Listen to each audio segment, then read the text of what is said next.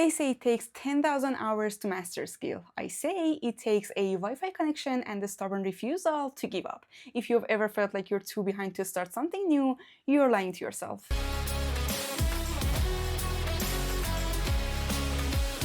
Hello everyone, I'm Honey and today we're talking about how to self-teach anything. As a medical student, my life is essentially one big self-teaching experiment. Between the heavy course load, the endless lectures, and hospital rotations, I've always had to figure out how to learn massive amounts of information fast and, more importantly, make it stick. Today, I am taking the high-yield study methods I use for exams and showing you how to apply them to any hobby or skill you want to master, whether that's learning to code, playing an instrument, or studying a new language. Here are the 9 steps to teaching yourself anything, like anything you want. I wasn't always good at this. Back in early middle school days, I was the girl who highlighted every single line in a textbook until the page was basically neon yellow. I thought that seeing the information was the same as knowing it, but spoiler alert, it didn't work. I'd finish a 4-hour study session and realize I couldn't explain the concept without looking at my notes. But my entire journey changed when I realized that the volume of info was too high for my old methods. I stopped trying to absorb information and started using active recall and spaced repetition. I realized that my brain isn't a storage unit, it's a muscle, and I started to teach myself anything I wanted to learn using the same logic I use for example, cardiology. You don't need more time, you need better encoding. Let's see how it works in 3 phases. First of all, let's break down phase 1. So phase 1 is the strategy. In medical school, we don't have time to read 1,000-page textbooks cover to cover. We look for the high-yield information, the stuff that actually shows up in the clinic. You need to do the same for your new skill. Step number 1, apply the Pareto principle. Identify the 20% of concepts that will give you 80% of the results. For example, if you're learning guitar, don't start with complex music theory or history of the instrument. Start with 4 basic chords that make up 80% of pop songs. Ask yourself, what is the most common task I will actually do with this skill, and focus there. Step number 2 is the pre-read. Before diving into a 2-hour tutorial, skim the table of contents or the syllabus of that skill. This is like looking at the anatomical map before you start dissecting. You need to get the big picture first so your brain has folders to put the information in later.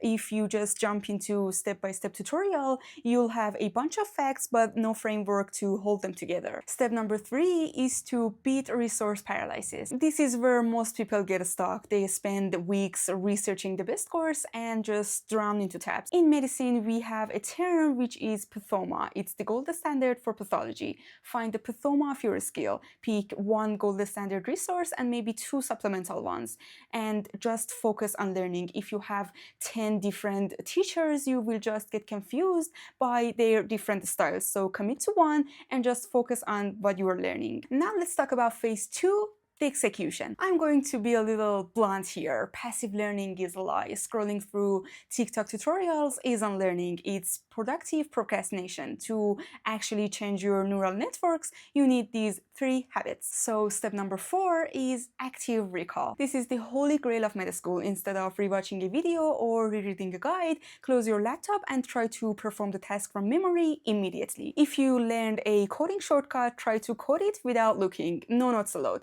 It feels harder. It might even feel frustrating, but that frustration is literally the feeling of your brain building new connections. If it's easy, you're probably not learning. Step number 5 is spaced repetition. Your brain is designed to forget. It's the forgetting curve. To fight this, don't cram all your practice into one Saturday and use a simplified schedule. Practice a new concept on day 1, then again on day 3, and then on day 7. By spacing it out, you're telling your brain, hey, this information keeps coming back, so we should probably move it into long-term storage. Step number 6 is the Feynman technique. This is my favorite one. If you can't explain a concept to a 5-year-old, you don't know it yet. Sometimes I literally talk to my wall and explain a medical mechanism. When I stumble on my words, I know exactly where my knowledge gap is.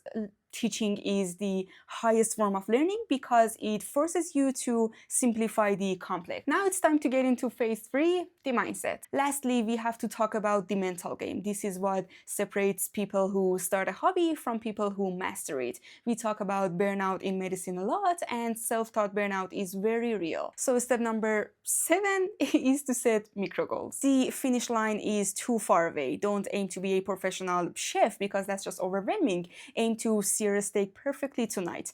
In medical school, we don't think about being a surgeon on day 1. We think about passing the next quiz. Small wins keep your dopamine levels high enough to keep going. Step number 8 is the second brain. Don't rely on your memory because it's busy enough. Use an app like Notion to store what I call clinicals. If you find a lighting trick for photography, write it down in your photography page in Notion. This way, when you come back to it after a busy week of work or school, you don't have to relearn everything from scratch. And the last step, step number 9, is to embrace low-yield days. Let's be real, sometimes your brain is just fried. Maybe you had a 12-hour shift or a massive exam. On those days, the thought of studying your hobby feels impossible. On those days, just do 5 minutes, watch a short clip or practice one chord because consistency beats intensity every single time. It's about keeping your habit alive even when the energy isn't there. And yeah, that's it. That's how I became my own #1 teacher.